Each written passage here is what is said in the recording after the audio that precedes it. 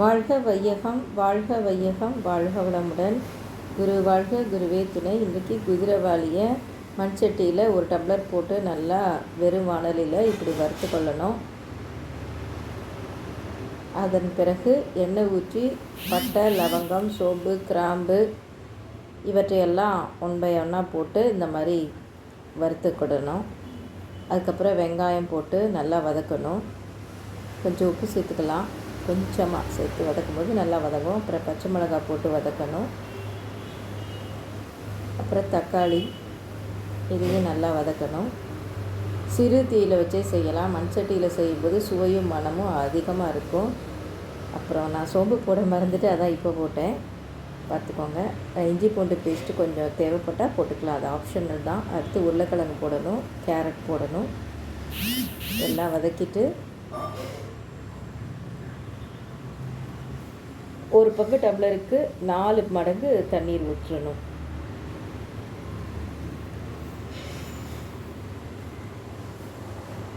சிறு தீயிலேயே செய்யலாம், நல்லா சுவையாக இருக்கும். 4 டம்ளர் தண்ணி ஊற்றி இப்படி வேக வைக்கணும். தண்ணி நல்லா கொதித்த பிறகு இந்த வறுத்து வச்ச குதிரைவாலி தானியத்தை, புஞ்சை தானியத்தை இதில் போடணும். போட்டதுக்கு பிறகு உப்பு போட்டு ஒரு தட்டு போட்டு மூடி வச்சிடணும். நான் 4 டம்ளர் தண்ணி ஊற்றுற வீடியோ எடுக்கல, 2 இது ஊற்றும்போது தான் எடுத்தேன். ஒரு கையிலே பண்ணுறது கொஞ்சம் சிரமந்தான், அதனால் மன்னிச்சுக்கோங்க. 4 டம்ளர் சொல்லிவிட்டு 2 டம்ளர் மட்டும் ஊற்றுறதை மட்டும் போடுறாங்களே நினைப்பீங்க, பொறுத்துக்கோங்க அன்பர்களே. கடைசியாக புதினா அரைச்சி அதில் போடணும். போட்டு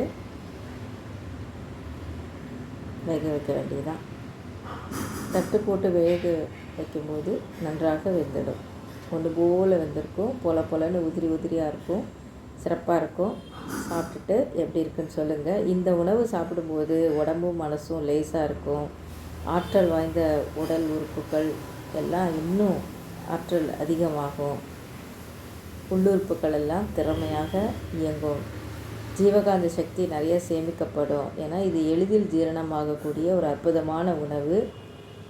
கடைசியில் ஒரு தாளிக்கிற கரண்டியில் 1 ஸ்பூன் நெய் போட்டு முந்திரி தாளிச்சியும் இதில் போடலாம், நல்லாயிருக்கும்.